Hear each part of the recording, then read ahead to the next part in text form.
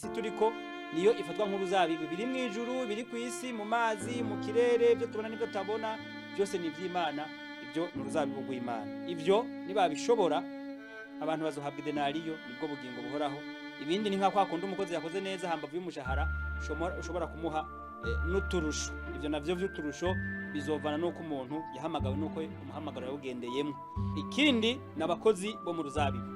Abo bakozi bakora ibihe bitanu. Abo mu gatondo nibo duhereyeko.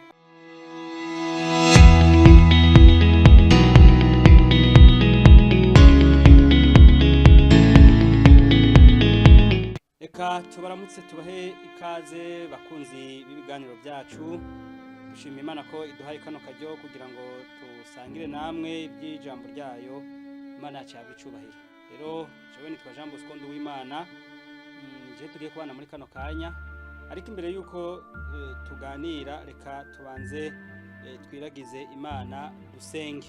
Turagushimye muremyi wacu, urakoze ko duhaye akajyo keza bishize mu biganza byawe kugira ngo tuvuge ibyo wavuze, ushobore muri byo cyatwese mu ijambo ryawe, tuzabigishe mu izina rya Yesu. Uno munsi twashimye kuganira ku majambo ari gitabo ca Matayo igice ca 20, aho tugiye kurabira hamwe ibijanye n'abakozi bo mu ruzabibu. N'umugani uvuga ko bakozi bo mu ruzabibu, uwo mugani ukaba utwereka ibihe bitandukanye abantu bagenda bakorera Imana canke bagiye bakoreramwo Imana. Umugani w'abakozi bo mu ruzabibu ni umwe mu migani Yesu yaciye kandi urimwo inyigisho ihambaye, utwereka ko abakozi bakoreye Imana bari mu bihe bitanu, maze igikorwa kimaze kurangira bukagoroba, nyine uruzabibu akaza gutanga ingero. Abo bantu batanu ni bande? Ivyo bihe bitanu ko bikurikirana vyakozwemo na bande? Reka tuje mu idonindo ry'iryo bibazo kugira ngo turabe inyishu zabyo tubanje gusoma iyi mirongo. Mu gitabo ca Luka igice ni ca 16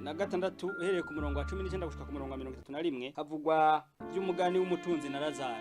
Muri uyu mugani harimwo amajambo nashatse gusoma adufasha. Ayo majambo yahera ku murongo waho wa 25. Aburahamu aramubwira ati, mwana wanje ibuka yuko wahawe ibyiza byawe ukiriho, Lazaro nawe yahawe ibibi, none amariwe imibabaro hano, nawe urasezererwa. Mbere ukuye n'ivyo hagati yacu namwe hari manga ihambaye yashizweho, kugira ngo nihagira abagomba kuva ino bakaja aho muri ntibabishobore, kandi ngo ntibave iyo ngo bashike aho turi. Nawe ati, ndakwinginze se muvyeyi, murungike mu rugo kwa data, kuko mfise bene mama batanu, ababwire uko bimeze ngo nabo ntibaze baze hano hantu ho kubabarizwa.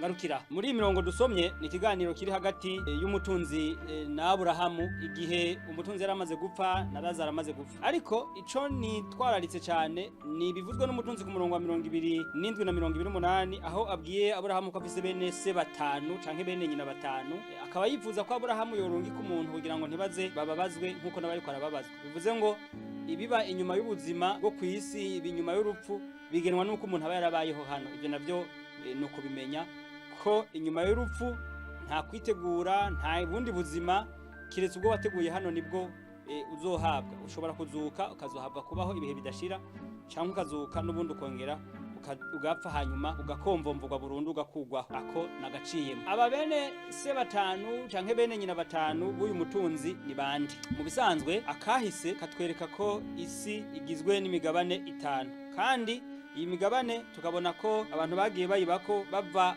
hamwe baje handi gutyo nkuko mu gitabo c'Itanguriro igice ni ca 10 n'umurongo waho wa 32 handitswe ko Imana yakuye amahanga yose atuye mu isi, yakuye mu miryango 3 ya Nowa y'abahungu ba Nowa. Handitse ngo iyo niyo miryango ya bene Nowa, uko yagiye ibyarirana ko amahanga yabo ari, kandi amahanga yabakomotse ko niyo yakwiye isi yose wa mwuzure uvuyeho. Nuvuga kuva inyuma y'umwuzure abantu twese turi ku isi dukomoka ku bahungu batatu ba Nowa. Peu importe yuko tudasa, ntaco bitwaye kuba tudasa ku rukoba, kuba tudasa inyuma, ariko imbere mu muntu ni hamwe.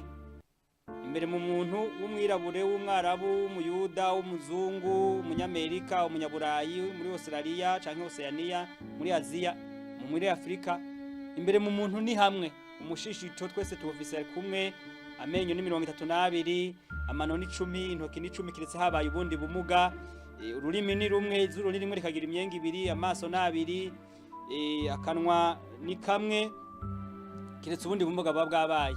Ivyo turya twese ku isi ni bimwe uretse imico n'imigenzo y'abantu n'ibihugu bigenda bitandukana, ariko muri rusangi abantu ivyo turya ni bimwe. Jewe sinorya indya ngo umuzungu zimunanire kurya. Ikimenyamenya nuko umwirabura avuye hano akarya i Burayi aguma abaho, umuzungu avuye i Burayi akaza muri Afrika akarya aguma abaho. Twese rero turi bamwe, dukomoka kuri abantu batatu. Ibi utavyemera nta kundi, ariko woba wihombeje. Aya mahanga rero uko ari 5 abantu bayatuyeko bava kuri aba bantu batatu. Ahantu hambere abantu babaye Imana yaremeye umuntu ni muri Aziya. Aha kabiri abantu babaye nyuma ya Aziya ni muri Afrika, niko kahise kavyerekana. Aha gatatu ni Burayi. Aha kane ni muri Amerika, igizwe ni Amerika y'Epfo, Amerika yo hagati na Amerika y'Uburaruko. Aha gatanu ni muri Oceania, igizwe na Australia n'ibindi bice canke ayandi mazinga afatanye n'ico gihugu. Ngwiye imigabane 5 canke ngo abo bene nyina b'umutunzi 5 bavuzwe. Nabari muri Aziya, nabari muri Afrika, abari Burayi, abari muri Amerika, abari muri Oceania. Abo bantu bose bakeneye agakiza, bakwiye kuburirwa. Aburahamu yaramwishuye ngo hari amategeko ya Mose n'abavugishwa nibizera ivyo. Nawe aramubwira ati oya, bakeneye wavuye mu bapfuye. Aramubwira ati naho boronka wavuye mu bapfuye ntibovyemera batabanje kwizera ivyo Mose yanditse n'abavugishwa. No kuvuga ngo agakiza k'umuntu gashingiye ku kumenya neza amategeko Imana yahaye yatanze mu isi ciye muri Mose n'ivyo abavugishwa bagiye bavuga, kuko Mose n'abavugishwa bose bavuga ibya Yesu. Kugira ngo twumve umugani neza tunawutahure, abo bene nyina 5 b'umutunzi nibo bavamwo abantu baba abana b'Imana, nibo bavamwo n'abantu bakorera Imana kuri nosi. Ngwico ico dukwiye kubanza kuzirikana kugira ngo tumenye ibihe bitandukanye abantu bagiye bakoreramwo Imana. Ikigira kabiri dukwiye kuzirikana ni zimwe mu mvugo zakoreshejwe muri uwo mugani. Umurongo wa mbere n'uwa kabiri havugwamwo imvugo nyenurugo. Nyenurugo ni Imana. Hakavugwamwo umunsi uvugwa hariya ntabwo ari umunsi w'amasaha 28, ahubwo ni igice c'umunsi, la journée, n'umurango. Uwo murango nawo dusomye muri Yohana 11:9 havuga ko umurango ugizwe n'amasaha 12 kandi abagenda ku murango badatsitara. Ni kuvuga kuva icaha umunsi caje mu isi giciye muri Eva na Adamu kikinjira bakirukanwa mu ngo vya Edeni, gushika umunsi Yesu azovira hera cane, ivyo vyitwa umunsi, vyitwa umuco, vyitwa umurango. Uwo ni wo munsi w'amasaha 12. Nico gihe abantu b'Imana bahawe, nico gihe abari kwisi bahawe kugira ngo bakiriremwe agakiza, nkuko tubona abantu bagiye bakakira mwisi. Uwo munsi rero ntabwo ari amasaha 12 yo kuva mu gitondo gushika ku mugoroba uko biri, ahubwo ni kigereranyo cerekana kuva umunsi Adamu na Eva batakaje ubuntu bw'Imana gushika umunsi Yesu azohagarikira kugirira ikigongwe abantu mu ntebe arimo mwijuru, maze imbabazi zikarangira ku isi. Ico citwa umunsi. Ikindi ni denariyo imwe. Denariyo imwe ngo yari ingero umuntu yahabwa ku munsi, wari nk'umushahara uhabwa umuntu ku munsi yakoze. Iyo denariyo imwe rero igereranya ubugingo buhoraho twese tuzohabwa nitwakorera Imana.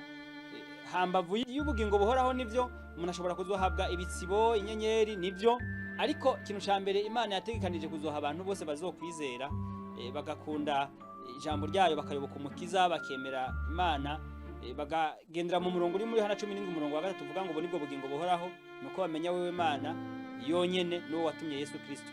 Ivyo nibabishobora abantu bazohabwa denariyo, nibwo bugingo buhoraho.